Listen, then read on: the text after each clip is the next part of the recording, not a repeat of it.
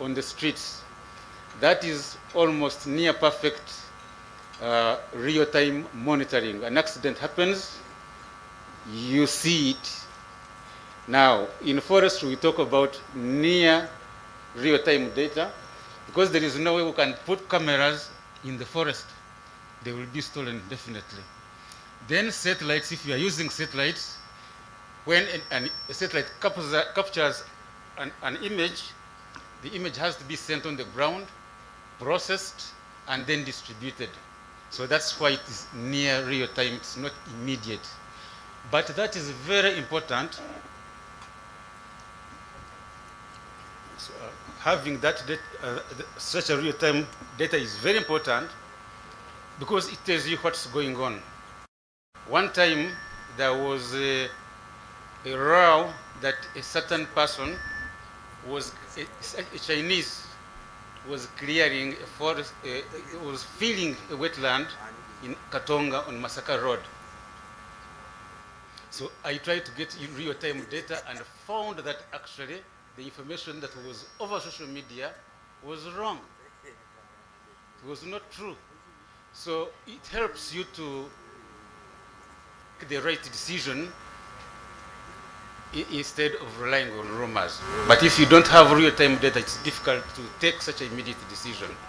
Or if they tell you that a forest has been cut, or a wetland is being reclaimed, they are pouring soil in the wetland, and you are able to get such an image, even without going there.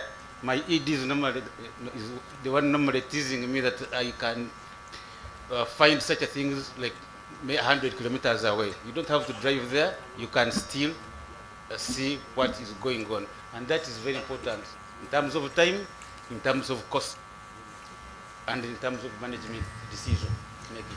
All right. John, I'll still come back to you, and in case there's any questions, I'll definitely be coming back to you. But I wanted to invite Joshua from NITA to also join the panel. The seat that is there was left for you. Joshua Kandwanaho, who is a business process analyst at NITA. Join the panel that will be, of course, sharing with us more information on this platform we have launched. So I want to now move to David Dooley from WWF. So how do we use this electronic data information to improve our management? Sharing with us your experience in this field. Does this give you an extra edge in being able to perform your duties? Just switch it on. Thanks. Yes. Thank you, Maurice. Thank you for inviting me for this discussion. In the interest of time, I go straight away to the question. I think it's just quite an amazing situation that if you have to manage something, you need to know the estate. And in order to know that estate, you need to know the boundary. So this technology is going to help us go a long way in defining the boundaries of the estates of forests, the estate of the national parks, the estates of the wetlands, and even the estates of the land uses outside these protected areas. Very good. We have simple applications that you can use devices, the phones. This platform can interact with the phones and help you to trace these boundaries of the estates. I can tell you, I started my journey in this compound from that wooden building. That's where my office was. And as DC was collecting data on biomass in 1990, we were collecting data on biodiversity across the country. We had lots and lots of specimens which we didn't have capacity to store. And we built an herbarium in this compound. Later on, the specimens were given to Makerere University. So capacity building for usage of this technology is very important across board. So the GIS phones and smartphones are now there, which you can actually use. Secondly, engaging the community to support you. The community are in real-time presence with what is happening to this natural resource. They can report, and we have used and tested technologies of using phones, which are toll-free, and they can inform the forest rangers, the park rangers of what is happening around their villages. And the response is given immediately in real time. To get these guys, for example, in West Bugwe Forest Reserve, South Busoga, who are cutting trees in the forest, they can be netted while they are doing the things. They act there and then. It helps the prosecution to go on without any very serious lag in investigation in coming out on that. Then encroachment and degradation of our natural assets, the forests, the wetlands, and mention it. You know, we have this technology, the real time, in our times, for example, you would have to walk into the forest to get what is happening. But now you can fly a drone, which will take the images there and then and relay it. And you get that real-time data. So we have also done this one, telling the stories as and when they happen, using these technologies. We've worked with CARE, we have worked with WCS. The smart technology that we talked about is about the community engagement in reporting real-time information on that. So empowering those communities to be able to do that would go a long way. Forest fires and lowland floods, these are really critical things that are really affecting us now. We can use this technology application to tell us which areas are prone to fires and which area is on fire now.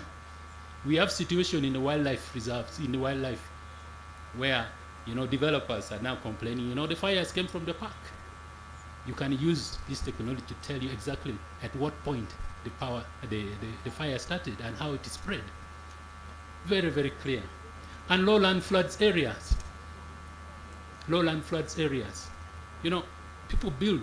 We have seen it happen in 2 years ago, 3 years ago, when there was a lot of rain, there was a lockdown. Hotels which are on lockdown are being flooded. So what went wrong?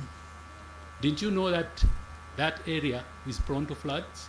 But this opportunity now gives us that information and decision-making opportunity that we can take. 30 seconds, yes. 30 seconds. Products, forest products, the things that come from our forest can be tracked. Where they are going, who is buying them, on which shelves they are in the supermarkets. This technology can help us do that. We are doing it in certification now. Makes it much, much, much easier.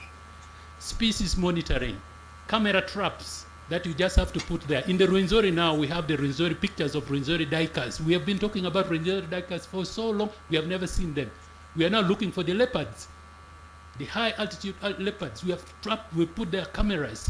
So real-time information, the animal comes, the picture is there. The elephants, the forest elephant in Rwenzori now, we have their pictures. So we have evidence that they are present there. So species data collection and inventories of our forest, that this has already mentioned that. I think that's something that we have done for quite, but more importantly, yes, the advocacy on this. We can use this for advocacy.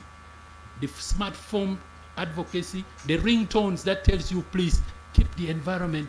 There's something happening in Mabera like this. We don't need it. Charcoal burning, going to Kenya from West Bugwe Forest, all that.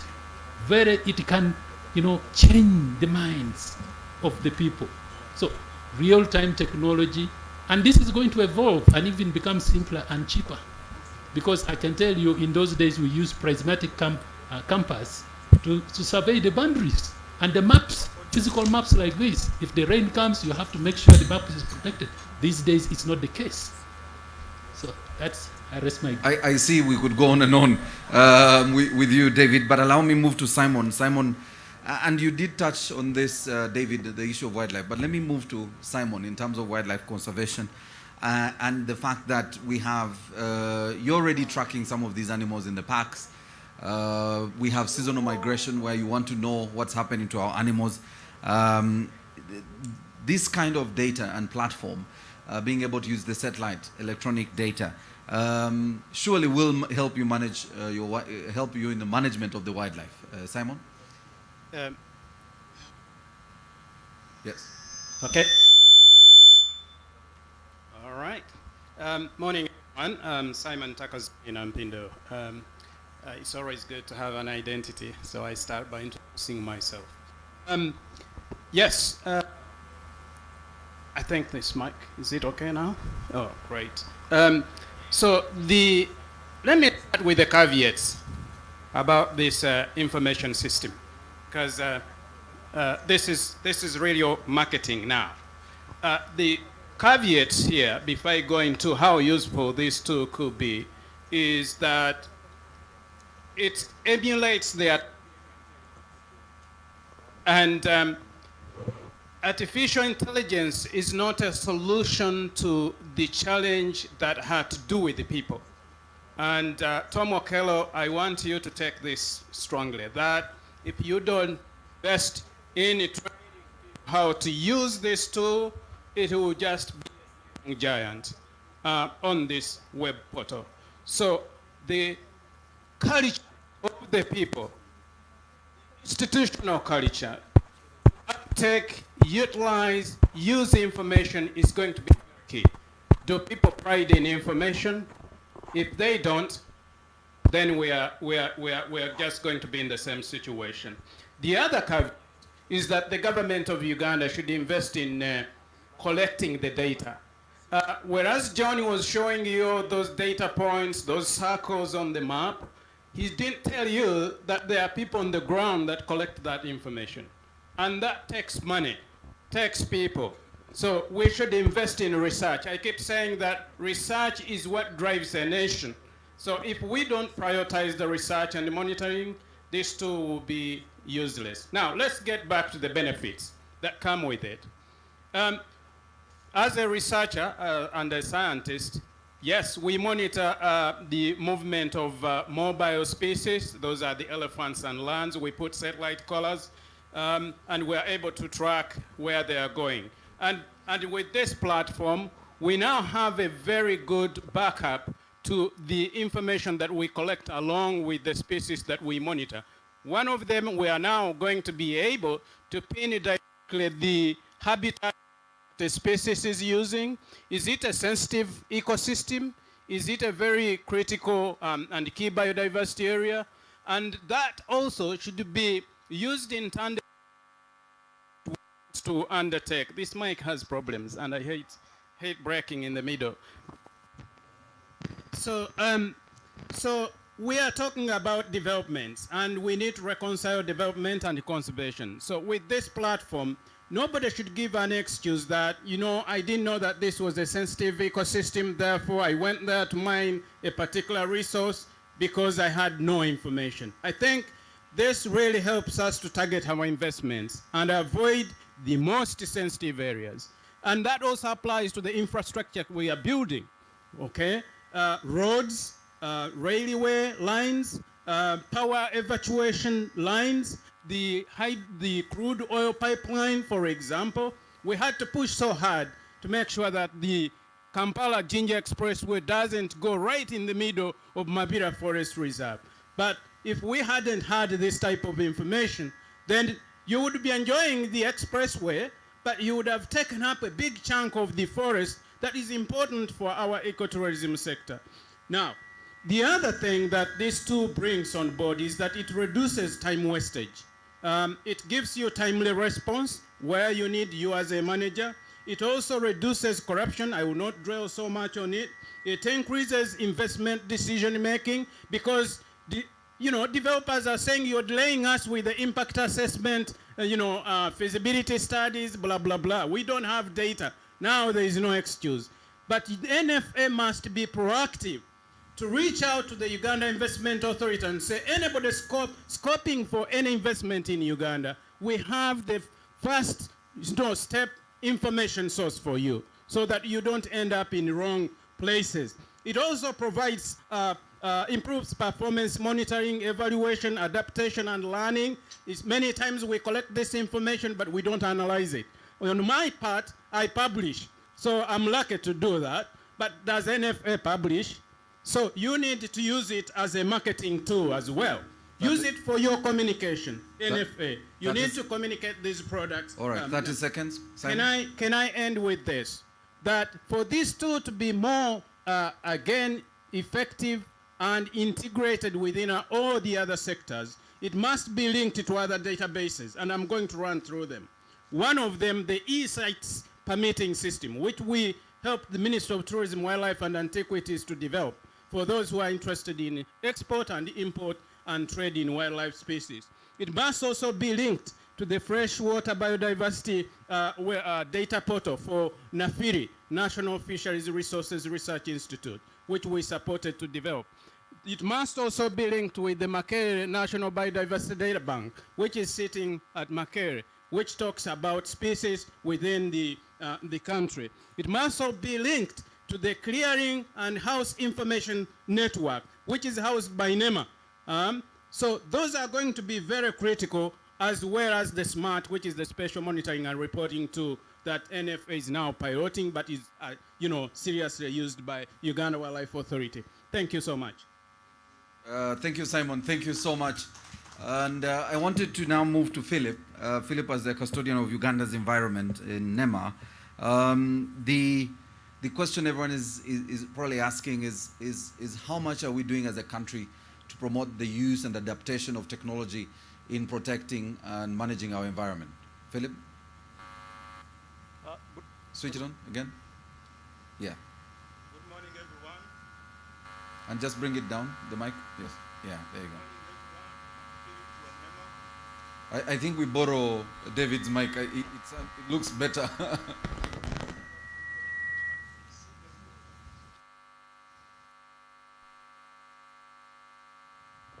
Good morning, everyone. I'm Philip Kato from NEMA. Thank you, moderator. The question is, how are we using information systems to monitor our environment? In NEMA, one of our roles is to review environment impact assessment. And definitely a number of questions have been raised on the time taken to review these projects. But with these information systems that are available now, we believe the time that is taken to review these reports will be shortened, because we don't need to go, sometimes we may not need to go to the field to collect data, but you can go on search platforms, review, analyze what is available using the latest images, and you're able to make a decision on the project or the report that has been submitted. Secondly, we also coordinate what we call the Environment Information Network. These are institutions that are managing our environment.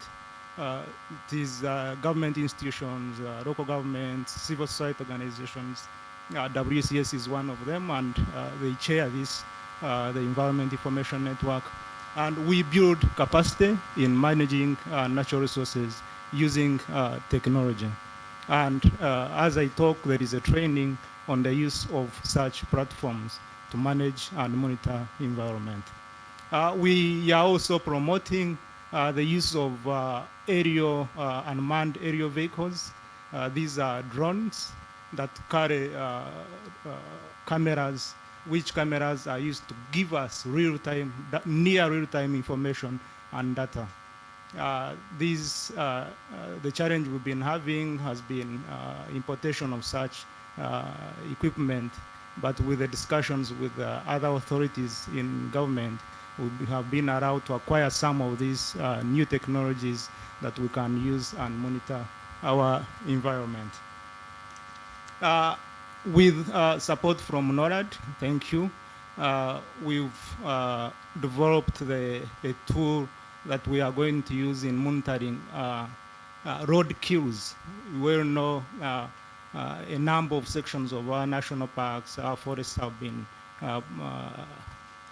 roads have been constructed, and we know, because these animals do not know boundaries, they will end up in the road, and so we need to monitor the road queues. So an application also has been developed to ensure that when these animals have been killed, the application is available to the public. If someone has that application and is moving around, if he sees a road kill, he captures the picture, captures the name of the animal that has been killed, and then that information is relayed automatically As long as you have data on your phones, it is read to the servers, and then we're able to take action. More to that, we are also empowering communities within the boundaries of the national parks, natural resources, national parks, forests, with mobile phones. These are toll-free, that at any one time, if there is any problem, it is recorded and reported immediately, so that we're able to take action. All right, thank you very much, Philip. And finally, I want to come to Joshua from NITA. As I mentioned, and probably both John and Albert did illustrate to us the features that are representative of the NARIS platform. It has both a web user interface, a mobile application, or what we famously call as apps, the ability to track changes in forest cover over time and validate field actions through the mobile interface, and finally the ability to use it both online and offline. So it can sync the data as soon as you find the network, if you're collecting the data and inputting it when you're offline. So I'll come to you, Philip, who are the tech experts at NITA, on the value addition of such technologies in being able to allow us manage our resources better. Philip? Joshua, please, Joshua. Oh, Joshua. Yeah. You know, because I just come from Philip. Sorry, Joshua, yes. Good morning, everyone. I'm Joshua Kandwa now by names, Business Process Analyst, NITA. Before I dive into answering that, I'll just give members here a brief analogy and brief example of what is happening. And I would like us to appreciate the role of tech in most of our operations or most of the things we do. I just want you to look at, there is a new road that goes from Golf Course to Kamocha. It's been installed with traffic lights, but in the morning, there's a lot of traffic entering town. And in the evening, there's a lot of traffic leaving town. It so happens that in the morning, even when there's a lot of traffic moving to town, these traffic lights accord the same time. So they've been programmed to give approximately 5 minutes for each lane. So even when there is no traffic coming from town to Kamocha or leaving town in the morning, they still allocate the same 5 minutes. So is this technology appropriate or non-appropriate? In the evening, the same. Too much traffic leaving town, limited allocation, and the same allocation of time given to traffic heading to town. So you find yourselves parked on these traffic lights, and there is a green light showing cars going from town, but there is no car. So this is the beauty of technology. So what KCC is doing is building technology that is not appropriate. What can we do to solve the problem? It's what NFA is doing, but I will come to that. We need artificial intelligence embedded in these systems, and it's what it's what we're going to achieve in the NFA system. There's big data analysis. For all the traffic that is coming in, how can we analyze and appropriate and accord time with even more features like heat sensors on these roads to be able to say that, okay, this is traffic, we allocate time depending on what is available on the road, and not just putting tech on the road. So this is what the NFA system is doing. Before, we used to have officers run to these forests and these wetlands to see exactly what is happening with no triggers. Sometimes it would be by availability of funds. We get money, yes, government has given us money, now let's run to Budongo Forest and see what is happening. That is ancient technology. We are diving into the mid of the fourth industrial revolution, where we need technology to be able to use the capacity of institutions and organizations to use technology to be able to come up with meaningful and predictable decisions. You've seen what is happening in the Bududa something happens, property is lost, lives are lost, and we still don't have appropriate technology to be able to trigger and be able to inform stakeholders that there is a likelihood of ABC catastrophe, and therefore let's run and save our people. So what NFA is doing in this system, we are basically going to predict the occurrence of certain likelihoods even before they happen. A gentleman mentioned about fire. There could be millions of people cutting trees, but if we sit here in NFA or in our offices, in the comfort of ACs and all that, and we can't be able to know that there is an occurrence of a certain nature in one of our forests, then we'll be losing. The rate at which this country is losing its natural green cover is alarming. I want to thank our partners, NORAD, CEDA, UNDP, and its partners for coming in handy. We are losing a lot of our forest cover. Back to the system. The system is going to build a lot of efficiencies because we're going to be able to predict and know that ABCD is going to happen, and we will quickly derive our interventions to be able to combat the likelihood of occurrence of that nature whatsoever. Timely decision making of our key partners and stakeholders. Timely decision making. You can't make decisions without data. You're going to deceive yourself. We must have data. And this is the platform that is going to give us enough data to be able to analyze, to be able to dissect, and be able to know that, yes, we go in for this intervention. We have, this system has been built both mobile, as in we have an application, and then there's also the web platform. All these are going to be used interchangeably. When you're in the field, of course, you have the phones. You can't carry your laptops and all that. So the mobile app is going to help our field officers and the guys in the field to be able to track and get this data encoded and be able to input in the tool. We also have the satellite my fellow colleague had mentioned earlier. Thank you, CEDA Steel, for coming in. Accessing these satellite images and videos is quite very hard for such organizations. It carries a lot of resources and a lot of effort to be able to know exactly what is happening in the city over the satellite. 30 seconds. There's also cost saving. We all have paper here. Paper comes from trees.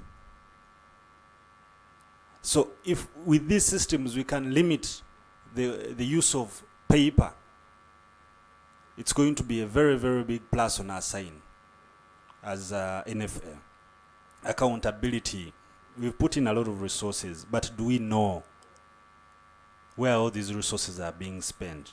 Can we account for them? Can we have timely interventions? This is what the system is going to achieve for us.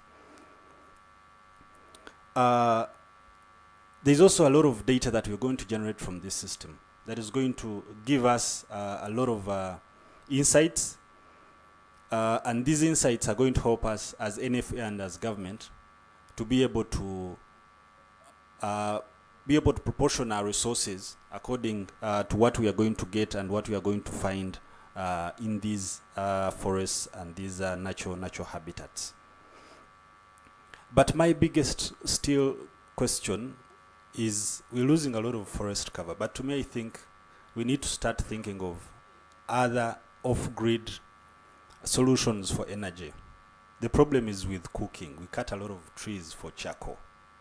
Can we have also, our partners, please, can you help us on this? And we have off-grid solar systems in our villages, biogas systems in our villages to help our people in cooking. We're losing a lot of forest cover.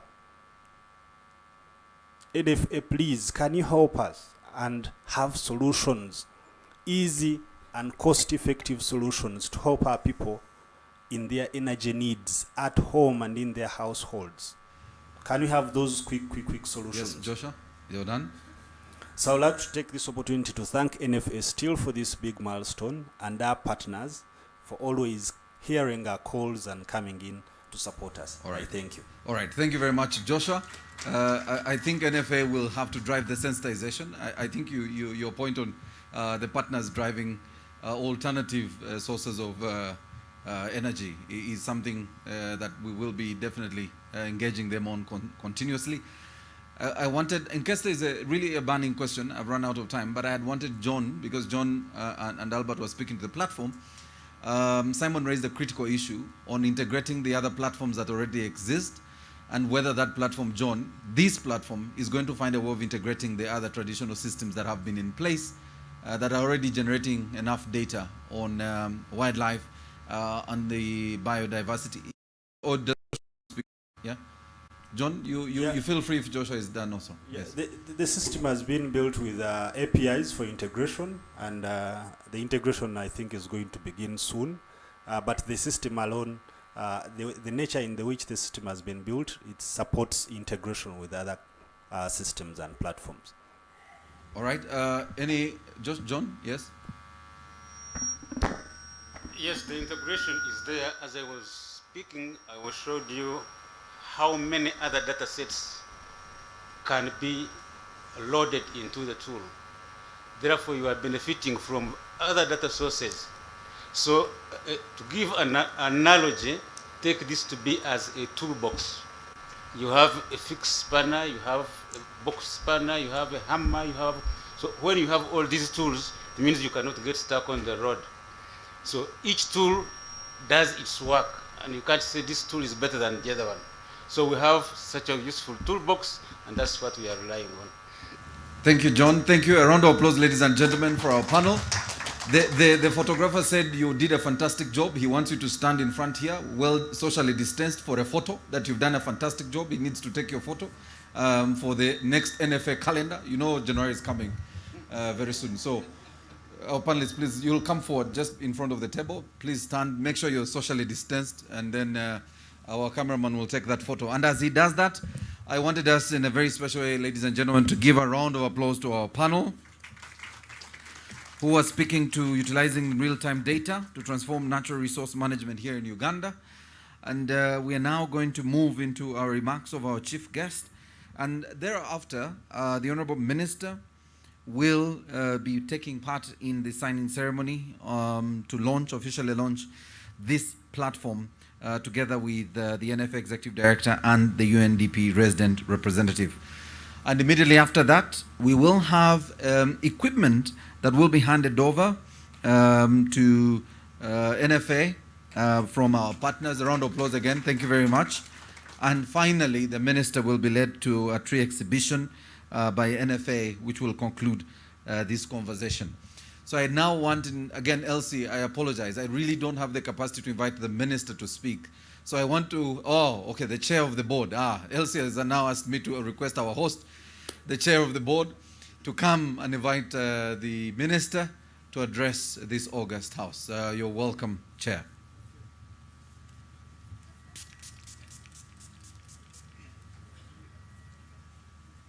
Thank you once again for coming here. Honorable Minister, this is your time. I don't want to say much. Welcome, Honorable Minister.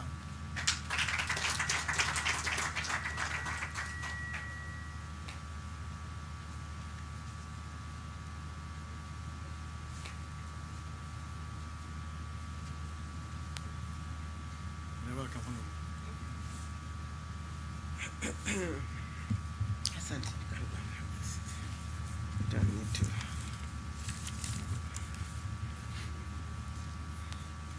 You allow me to remove the mask. Thank you very much, Maurice, the Director for Communication. Before I can start, you'll excuse me for my bad voice. I just came back from the snowland yesterday, and I have a very bad cold, but not COVID, because I was tested. I was tested and they gave me my results. But also, I just want to thank the NFA for being very innovative. I'm just looking around green. We normally go in hotels, but we are here utilizing our own home. Thank you very much. Your Excellency, the UNDP resident representative, Alice Atafua. Your Excellency, the Deputy Ambassador, Head of Mission, Madame Chesty Lindy. Your Excellency, in absentia, the Ambassador for Swedish, the board chair, the NFA, the UNDP, the media, friends, all invited guests, ladies and gentlemen, protocol observed. I'm delighted, and I will always be delighted when I come to such functions that are at my heart. I do it very happily and gladly. As I told you, I came back yesterday. I got this information maybe early morning as I was waking up, and I'm happy to be here. My senior minister, Honorable Sam Cheptoris, is unable to be here. He's also away for duty assigned to him, and therefore we work as a team, as a ministry. It is a great opportunity that I come here today to launch the Uganda Natural Resource Information System, web and best real-time data.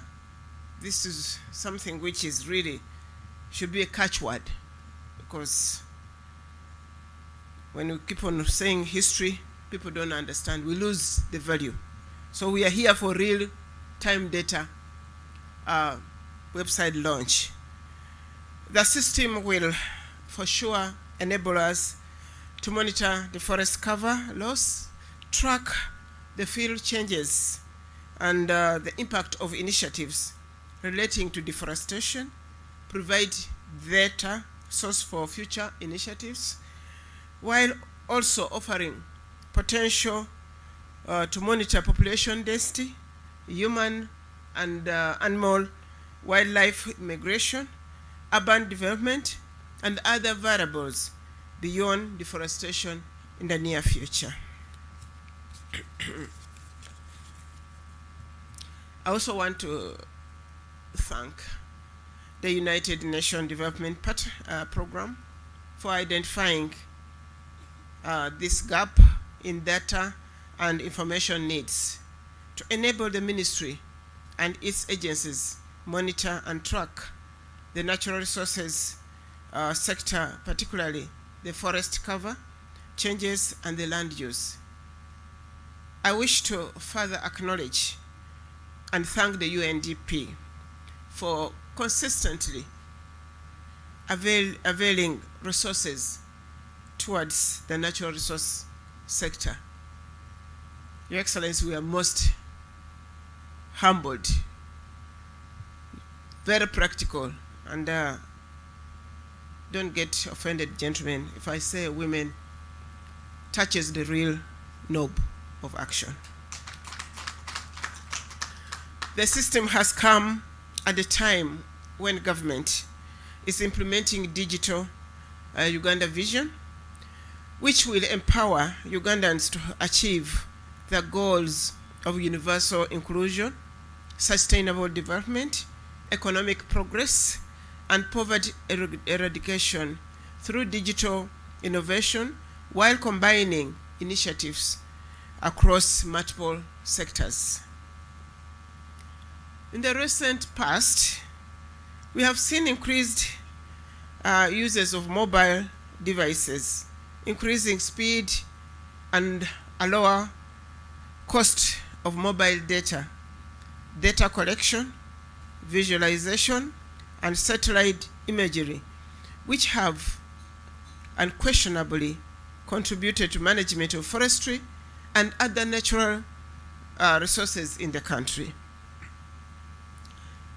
The forestry cover sector in Uganda contributes about 9% to the national GDP and the use of the system like NARIS to effectively monitor and manage forestry activities is expected to improve Ugandans' economic development and address issues in the community livelihood in a special way. Allow me to acknowledge and thank the Kingdom of Norway for allowing our tools access the satellite images, which has made NARIS possible. Your Excellency, the Deputy Head of Mission, and your country will remain grateful. I thank the government of Sweden through Swedish International Development Agency for partnering with UNDP and UNFA in this innovative approach to improved natural resource monitoring.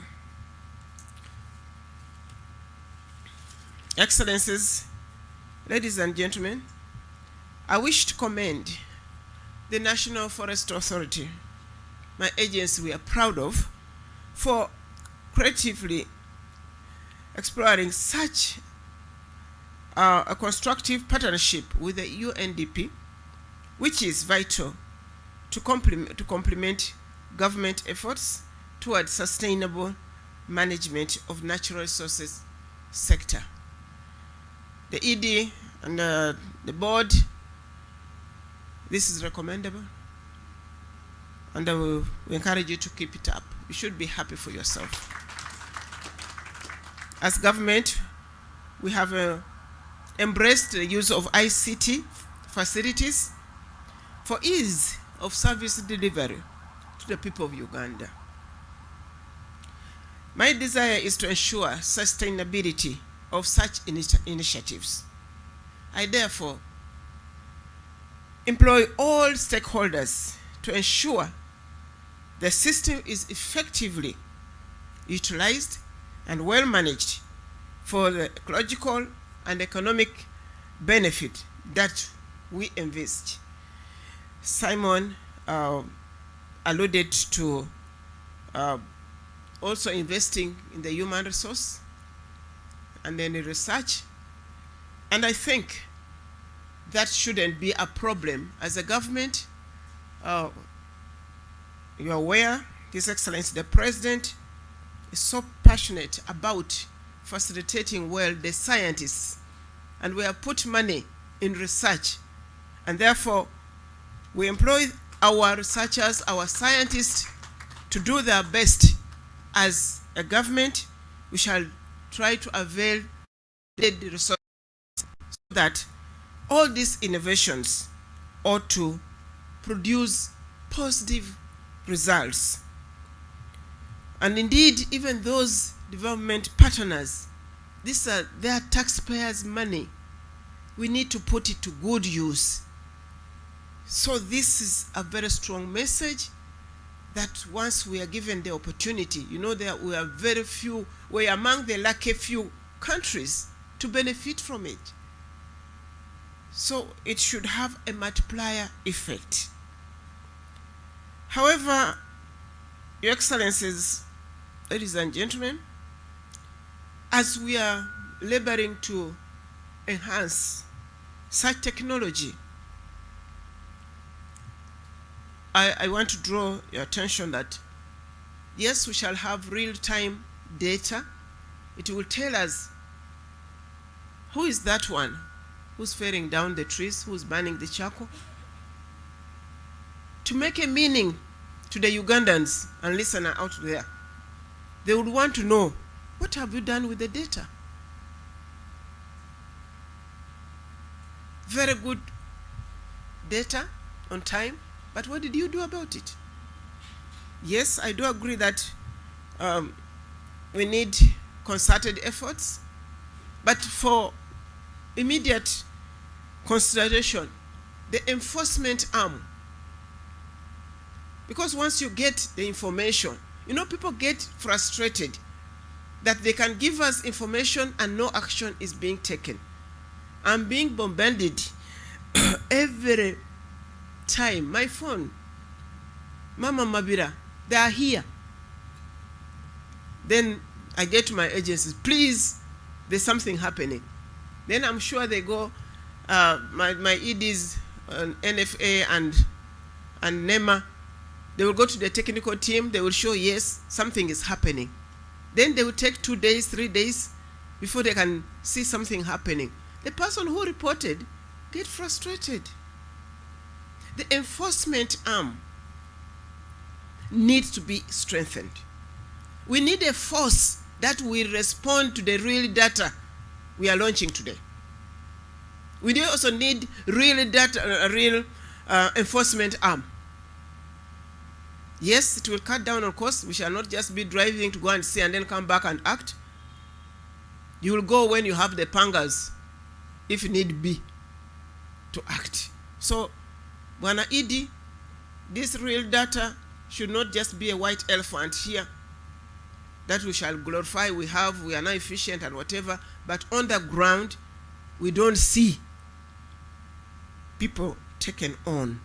I'm going to look towards having more engagement and even our development partners to help us with the enforcement arm.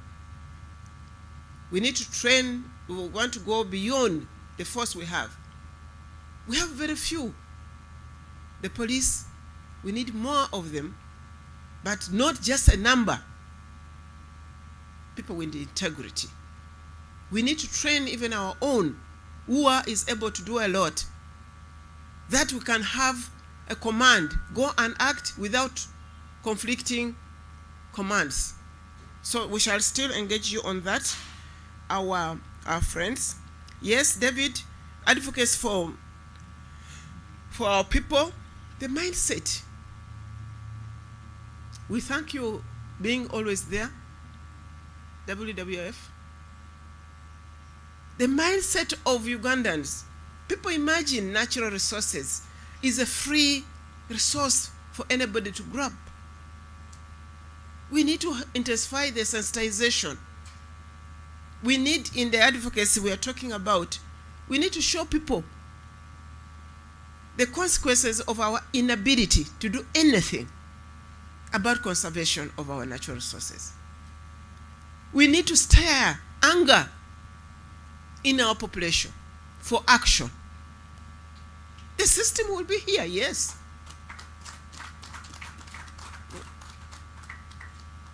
We need to have this. We are talking about the Buddha, everything. Still, you see, they should be in the forefront. If they don't do anything about the situation, manna will not come from heaven. And the mindset really, I want us to work on our Ugandans. Not to think somebody else ought to act to secure the future of our children. So we need, in the advocacy, show them the consequences, daring consequences. We were in Glasgow. I'm happy we participated with the team we went with. I led the Ugandan delegation. We are going to intensify on that, what transpired there, how it can be embraced here. We need to let our people appreciate that Uganda is such a beautiful country that it has never been elsewhere. And we are deliberately destroying it. Colleagues will want to fly here and go have fresh air. At least we can afford to see some green. I came back yesterday. Roads are covered with snow. For the first time, I'm walking without to. Actually, there I was telling somebody we dress like dinkula in our terms, because you need to keep warm. Ugandans, I must make you angry. It must become a war in your lifestyle, and we must rise up against the few. The sensitization, we need to work on the morals and greed of the few. Unfortunately, it has not spared the leaders. Your Excellency and development partners and friends, the media, the leaders. I'm not a Muganda, but I like quoting proverbs. Namuswalia kuchi kunswazi, which is quite. We are now eating up our own resources. Natural resources, we hold it in trust of our people. But we are blending it. Somebody wakes up in the morning and says, let's degazette this forest. For heaven's sake. People's representatives inclusive. It's saddening. So the greed and the mindset, the morals must be worked on. And that's to enhance what we are launching today. If we don't include it, it will be a white elephant somewhere. I also want to request our development partners, really, the enforcement arm, I've talked about the police or whoever, but we also have a problem in courts of law. We are going ahead, we want to create courts of law that will be responsive to our environmental needs. How? Cases, you know, some Ugandans are crafty in their own way. They know that they have illegally entered the forest. Quickly they run to courts of law to put an injunction. And the process has to, you know, democratically, as a country, you see, once the case is before courts of law, let it take its course. Meanwhile, the courts are overloaded. Meanwhile, the crafty one, because he wanted to create something in the forest, he would have cut all the trees. By the time the judgment comes, we have not saved anything. Bugoma is one of those we are sad about. Can we have a look at this? How do we strengthen our desire to have a special court to handle environmental issues? How do we facilitate our officers, the courts, our courts, to offload the backlogs? So many of these cases are lying there. NFA, my ministry, our hands get tied up. You know, you go to effect eviction, said the case is in court. Surely, yes, that is our democracy as a country. But it is hurting us on the wrong side. Can we, Madam Ellis and our development partners, can we offload those court cases? Can we cancel titles?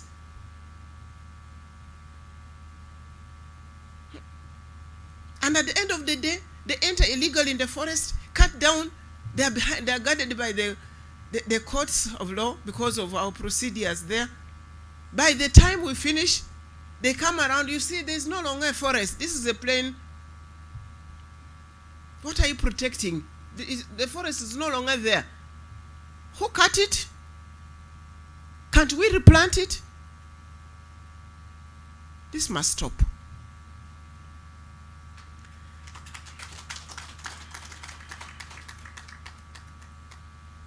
We had actually, as government, cabinet decided that there's no more issuance of certificates in the wetlands. And we told NEMA. Why? Because we had so many contradictions. And we put it on hold. We're not issuing. If we get an officer issuing it now, it will be handled administratively. Maybe with the launch of this real data, after we have aligned ourselves properly, then we can still go back. But for a time being, no. These are measures as government we are taking. We have 10 years restoration program to restore our environment. And we have code-termed it a war being headed by His Excellency the President, chaired by the first Deputy Prime Minister. That is where we shall go for restoration. And I will call on friends, let's get involved in that. As I conclude, Your Excellencies and our partners and our friends, we need to look at alternative sources of livelihood if we want this war to be won. People will always have excuses, yes. And people want short term. People say, mere ya lero. But what about tomorrow? Yes, you get it. I saw the video being screened. Said, I cannot sleep hungry when there's a forest. Did such a person envisage that you are even actually cutting off the umbilical cord of tomorrow? So we need to look at alternative sources of livelihood for our people if we are going to succeed in saving our natural resources. We just want to put off the excuses our people have. I once more thank NFA.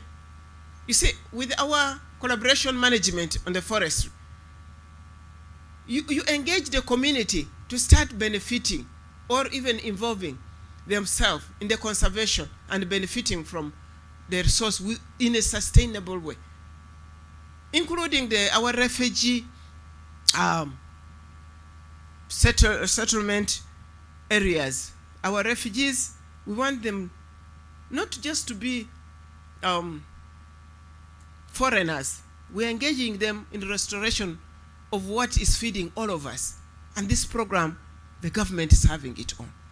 We shall need constant support so that we divert our people in a dignified way without running battles. We intend to engage our people who are destroying the wetlands. Actually, Her Excellency Alice was talking about it in Senene. I saw the screen of Senene being sold on our airlines. I was in UK and I was saying, did you bring some Senene? But I also read that actually it has shifted away from the Uganda area, is now going towards the north. Maybe we still have some habitat. Do we appreciate that actually this biodiversity responds appropriately, that we chase it away or we retain it when its habitat is not being disturbed? So those who are in the wetland, for example, if we engage them into rice growing, I mean, we diverted them from rice growing to fish farming, which is at the sites, ecotourism. They actually become our guards. You will not jump somebody's fish pond to go and destroy the wetland, because he has a livelihood. So this is going to be something I would request that we all put our minds to and give an alternative livelihood. As a government, we have earmarked that. We are going to put funds into that. We are going to engage the community and the leaders at various levels. Would want them to be sensitized, because others will say, well, where will my voters go? Where will my people go? But you want short-term gain and destroy the whole livelihood. So all of us here, let's be ambassadors. Today, I recruit you as ambassadors of the war, marching forward, not backward. Get convinced yourself that is the right thing to do. Get convinced yourself that you need to participate, not be an observer. Get convinced. You don't need to be paid. Where is the facilitation? There are a lot of things that we can do without being facilitated, but God, the biggest facilitator, gives you free oxygen rather than paying for it in in the hospital when you get COVID. How beautiful Uganda is. Allow me to conclude, Your Excellencies and friends. When I talk about environment, it becomes a bit of me. So you'll bear with me. It becomes personal. That I conclude by today officially declaring the Uganda Natural Resource Information System launched for the good of my God and my country, Uganda.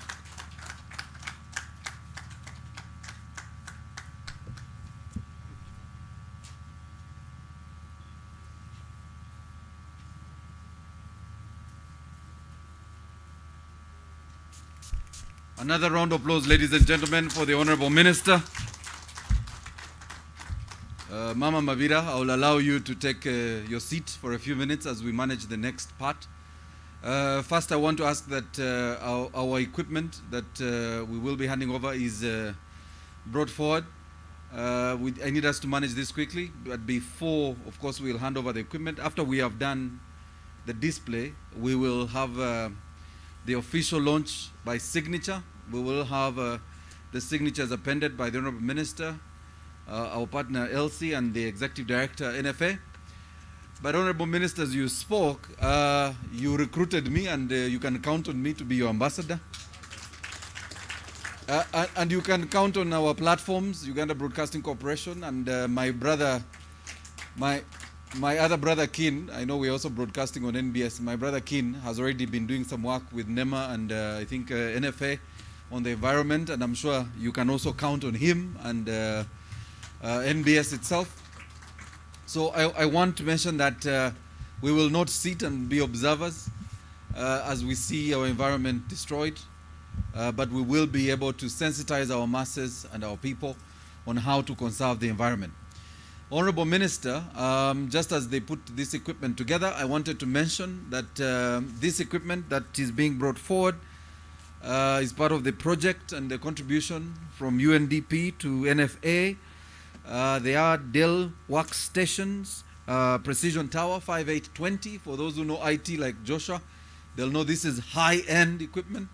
Laptops with 32 GB RAM. Forget your 4 GB RAM laptops in your offices.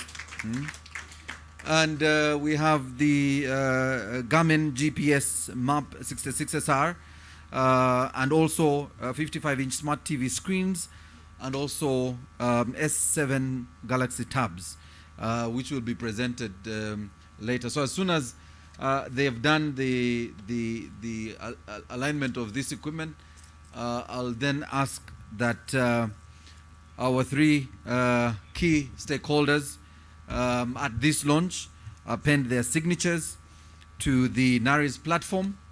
And as soon as Albert is ready, I will be able to guide the Minister and Her Excellency Elsie and Tom to the platform to be able to sign. But as I mentioned, we also had initially wanted to have the signing of ACPIS, which would have been done virtually, but that will not happen. We will have them share their digital signature, which we shall also append to the platform, and that will happen after this ceremony.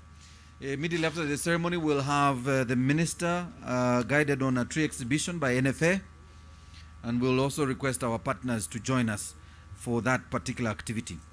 So Albert, if you're ready, I am happy. Let's do the signing, and then you will present this to the Minister to hand over. So may I request the Honorable Minister to come with Elsie and Tom to make their way to the pad to be able to send their signature to this platform, the Natural Resource Information System platform, NARIS, which will then also now mark the formal launch, which the Minister has already done, but now we need to physically have her sign on the platform to be able to launch it. Honorable Minister, you're welcome. Please come with Elsie and Tom. Please come. We've sanitized the pens. We will sanitize them again just to make sure that we protect each other now that we even have a new variant. And since we have the platform, again, if you're not vaccinated, it would be, I would really love to encourage you, if you're watching us online and at home, to get your vaccination. If you did one, let's have you get a second vaccination so you're completely covered from these variants that keep propping up. All right, so Albert, you will guide the minister in assenting to our platform and placing a signature on the platform. Okay, as you can see, IT people, they sometimes want to show us that there is a lot of work that must be done, even when it's not necessary. He makes it look complicated. Just like accountants. I have been told accountants make accounts look very complicated so that we can employ them. Okay. So I guess IT is trying to do the same. Honorable Minister, if you give us the honor to pen your signature on the Uganda Natural Resource Information System to certify that it's launched as a platform that will help to provide real-time data, to help us in data visualization, to implement or for our platforms to monitor forest cover loss, track field changes, track the impact of initiatives that provide a data source for future initiatives, while also offering the potential to monitor. A round of applause, ladies and gentlemen. There you go, and you can see that live on your screen. There you go. Round of applause, ladies and gentlemen. Thank you, Honorable Minister. Elsie. So the platform can be used online and offline and consists of desktop and mobile applications for use in both office and field locations, and that's why very shortly we will have equipment that will be provided by UNDP to NFA to support this platform. Thank you very much, Elsie. There you go. Perfect. And now NFA, the chair, I think, will represent NFA. We've sanitized the pen.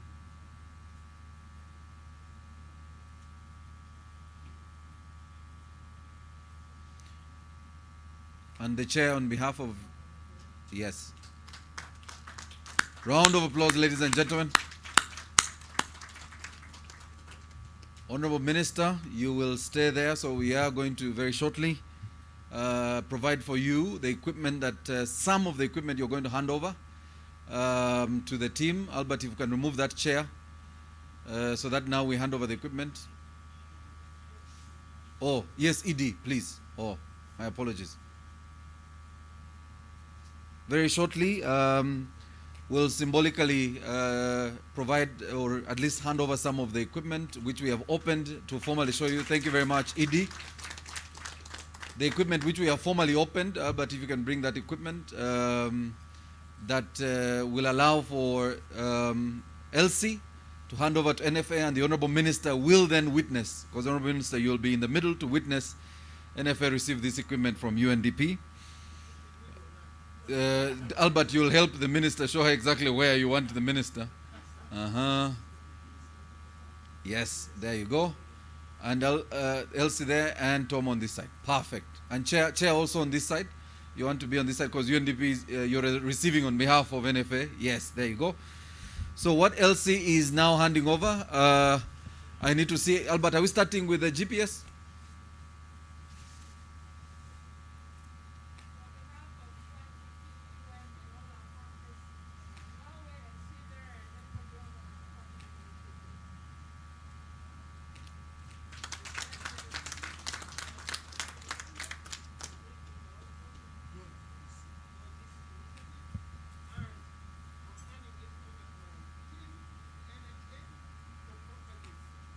Round of applause, ladies and gentlemen. There you go. And the final user. Yes, the next equipment, that was a GPS that was handed over. GPS map 66SR. Albert, the next is the tab. Okay. These are the S7 Samsung Galaxy tabs that will help us in the field work. As we mentioned, the collecting of the data will be done in the field. Yes, Elsie. Check, check, check, check. Check, check.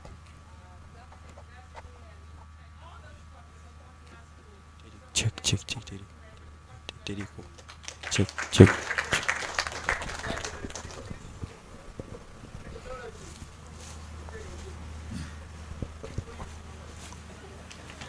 Round of applause, ladies and gentlemen. There you go. And finally, the laptop. The laptop is a Dell workstation. Is a 32 GB RAM laptop that will be used in both collecting data in the field, but also putting together the data here in the office for the team. Elsie.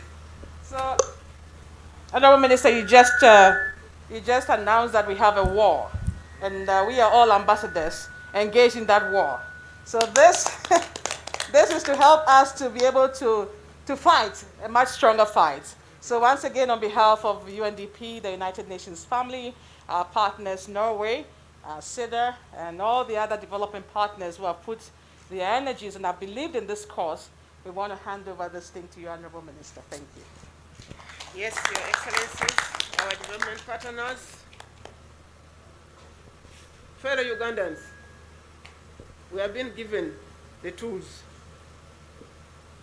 NFA, I will watch you closely for results. We have received the tools, Honorable Minister. We shall do our part. Okay. Albert, any other? Because I know there is screens. If you could just somebody if you can't help Albert, let's have it in front of the minister. No, don't worry, Honorable. Someone is Tom was about to come and help Albert. There you go. Okay, there you go. Elsie, this is part of the 55-inch smart TV screens to help with the display of the real-time data.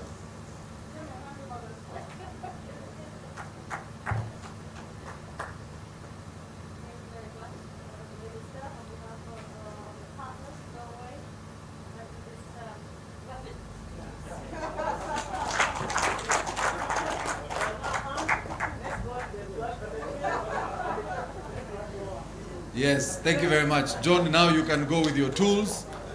There you go. Okay, and finally the Dell Workstation, a Precision Tower 5820.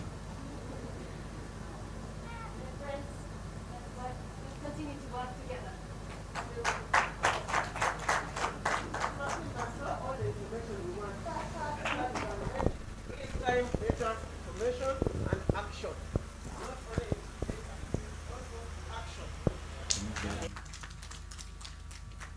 Thank you very much. I think we will now just allow you to stay there for a photo. And So John will leave with his equipment. I wanted to keep the 5 of you there. The cameraman had requested that I have you stay there for a photo. If we could move this screen just behind him, yes, so it doesn't appear in the photo. There you go.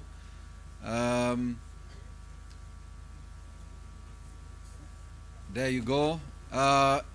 So, ladies and gentlemen, there you are, the stakeholders in this conversation on the Uganda Natural Resource Information System, which was launched today. A conversation that will be continuing in the next few days and months because this platform has been launched. Please do share using the hashtags NARIS, ARCPIS, Solutions Mapping, and Deforestation UG, ARCLab UG, which is Accelerator Lab UG, ARCLab UG, and also tag the handles for NFA Uganda as @NFAUG and @UNDP Uganda as you share this information with us. So I want to thank you very much, ladies and gentlemen, and now request that the chair and the ED of NFA lead the minister to the tree exhibition, which concludes our launch today. Honorable Minister, we want to thank you. A round of applause, ladies and gentlemen, for joining us, and to our partners, UNDP, NORAD, and CIDR, for supporting this initiative. So we want to thank you, ladies and gentlemen. Please do not leave. We have lunch that has been provided. But also, if you hadn't registered with us, Hadija at the back, Your registration details. It would be nice to know that you are here with us at this launch. So please make your way to the end. There's a registration table at the back. Please do register with Adija. She's there. Please ensure you've left us with your details, so we know you are here with us this morning and early afternoon. But we want to thank our media partners, UBC and NBS, for relaying this launch. And for now, we'll sign out and request that you continue to promote the conservation of our environment. Let's report the misuse, the cutting down of trees, and the mismanagement of our environment to the agencies responsible. Thank you very much.